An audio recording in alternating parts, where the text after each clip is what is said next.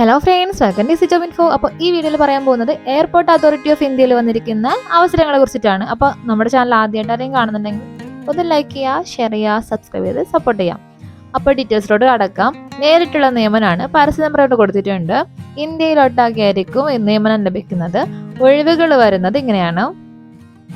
Junior assistant fire സർവീസിൽ 73, junior assistant ഓഫീസിൽ 2, senior assistant ഇലക്ട്രോണിക്സിൽ 25, senior assistant അക്കൗണ്ട്സിൽ 19 ഒഴിവുകൾ. അങ്ങനെ ടോട്ടൽ 119 ഒഴിവുകളാണ്. ഇനി സാലറി വന്നിട്ട് ജൂനിയർ അസിസ്റ്റന്റിന് ഫയർ സർവീസിലും ഓഫീസിലും വരുന്ന ഏകദേശം 31,000 രൂപ മുതൽ ആണ്. Senior assistant electronics, senior assistant അക്കൗണ്ട്സിൽ വരുന്നത് 36,000 മുതലുമാണ്. ഏജ് ലിമിറ്റ് വന്നിട്ട് 18 വയസ്സ് മുതൽ 30 വയസ്സ് വരെയാണ്. കൂടാതെ ഉയർന്ന പ്രായപരിധി അതത് കാറ്റഗറികൾക്ക് നിലവിലുണ്ടായിരിക്കുന്നതാണ്. ഇനി ക്വാളിഫിക്കേഷൻ നോക്കാം. ജൂനിയർ അസിസ്റ്റന്റ് ഫയർ സർവീസിലോട്ട് 10ാം ക്ലാസ് പാസ് ആയിരിക്കണം. പിന്നെ മെക്കാനിക്കൽ, ഓട്ടോമൊബൈൽ, ഫയർ അല്ലെങ്കിൽ ഏതെങ്കിലും ഒന്നിൽ 3 വർഷത്തെ അംഗീകൃത റെഗുലർ ആയിട്ടുള്ള ഡിപ്ലോമ ചെയ്തവർക്ക് അപ്ലൈ ചെയ്യാം. +2 പാസ് ആയവർക്ക് അപ്ലൈ ചെയ്യാം. കൂടാതെ ഡ്രൈവിംഗ് ലൈസൻസ് അത്യാവശ്യമാണ്. അപ്പോൾ വാലിഡ് ആയിട്ടുള്ളൊരു ഹെവി വെഹിക്കിൾ ഡ്രൈവിംഗ് ലൈസൻസ് അല്ലെങ്കിൽ വാലിഡ് ആയിട്ടുള്ള മീഡിയം വെഹിക്കിൾ ലൈസൻസ് പരസ്യത്തിൻ്റെ തീയതിക്ക് കുറഞ്ഞത് 1 വർഷം മുമ്പ്, അതായത് 20/12/2023, അല്ലെങ്കിൽ വാലിഡ് ആയിട്ടുള്ള ലൈറ്റ് മോട്ടോർ വെഹിക്കിൾ ലൈസൻസ്, അതായത് ഈ ഒരു നോട്ടിഫിക്കേഷൻ ചെയ്തിരുന്ന തീയതിക്ക് കുറഞ്ഞത് 2 വർഷം മുമ്പ്, അതായത് 20/12/23 അതിൻ്റെ ഉള്ളിൽ വാലിഡ് ആയിട്ടുള്ള ലൈസൻസ് ആണ് വേണ്ടത്. ജൂനിയർ അസിസ്റ്റന്റ് ഓഫീസിന് ഏതെങ്കിലും ഒരു ബിരുദമാണ് ആവശ്യമായിട്ട് വരുന്നത്. സീനിയർ അസിസ്റ്റന്റ് ഇലക്ട്രോണിക്സിന് ഇലക്ട്രോണിക്സ്, ടെലികമ്മ്യൂണിക്കേഷൻ, റേഡിയോ എഞ്ചിനീയറിംഗിൽ ഡിപ്ലോമ ഉള്ളവർക്ക് അപ്ലൈ ചെയ്യാം. കൂടാതെ 2 വർഷത്തെ പ്രവൃത്തി പരിചയം, ഇലക്ട്രോണിക്സിലുള്ള പ്രവൃത്തി പരിചയം ഉള്ളവർക്ക് അപ്ലൈ ചെയ്യാൻ സാധിക്കുന്നതാണ്.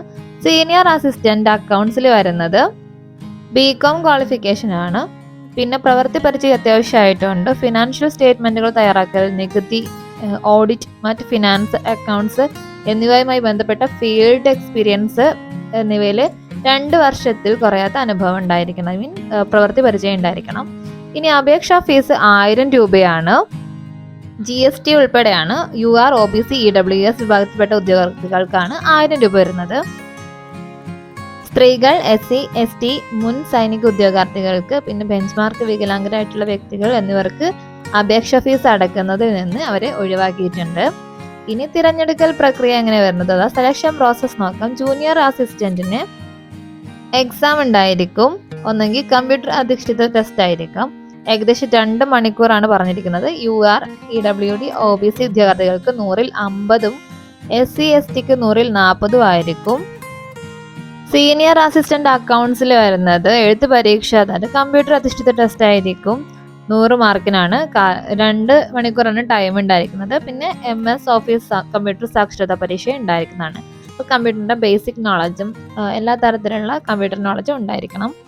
ഇനി പ്ലേസ്മെന്റ് ലഭിക്കുന്നത് തമിഴ്നാട്, ആന്ധ്രാപ്രദേശ്, തെലങ്കാന, കർണാടക, കേരളം, പുതുച്ചേരി, ലക്ഷദ്വീപ് എന്നിവിടങ്ങളിലായിരിക്കും. ഇനി നിങ്ങൾക്ക് ഓൺലൈൻ വഴിയാണ് ആപ്ലിക്കേഷൻ ചെയ്യാൻ സാധിക്കുന്നത്. അപ്പോൾ എത്രയും പെട്ടെന്ന് തന്നെ ഓൺലൈനായിട്ട് അപ്ലൈ ചെയ്യുക. ഒഫീഷ്യൽ വെബ്സൈറ്റിൽ കയറിയിട്ട് സെർച്ച് ചെയ്താൽ ഒഫീഷ്യൽ നോട്ടിഫിക്കേഷൻ അവൈലബിൾ ആണ്. തീർച്ചയായിട്ടും വായിക്കാൻ ശ്രദ്ധിക്കുക. ആപ്ലിക്കേഷൻ സ്റ്റാർട്ട് ചെയ്തിരിക്കുന്നത് ഡിസംബർ 27-ാം തീയതിയാണെങ്കിലും അപേക്ഷിക്കേണ്ട അവസാന തീയതി വരുന്നത് ജനുവരി 26, 2024 അപ്പോൾ ഒത്തിരിയും ടൈമുണ്ട്. അപ്പോൾ മറ്റുള്ളവരിലേക്കും വീഡിയോ ഒക്കെ എത്തിച്ചു കൊടുക്കുക. ഡിഗ്രി യോഗ്യതയുള്ള മറ്റുള്ള ഫ്രണ്ട്സിനോട്ടും റിലേറ്റീവ്സിനോട്ടും വീഡിയോ എത്തിച്ചു കൊടുക്കുക. നിങ്ങൾക്ക് ഇൻഫോർമേറ്റീവ് ആയി തോന്നിയിട്ടുണ്ടെങ്കിൽ തീർച്ചയായിട്ടും ഒന്ന് ലൈക്ക് ചെയ്യാൻ മറക്കാതിരിക്കുക.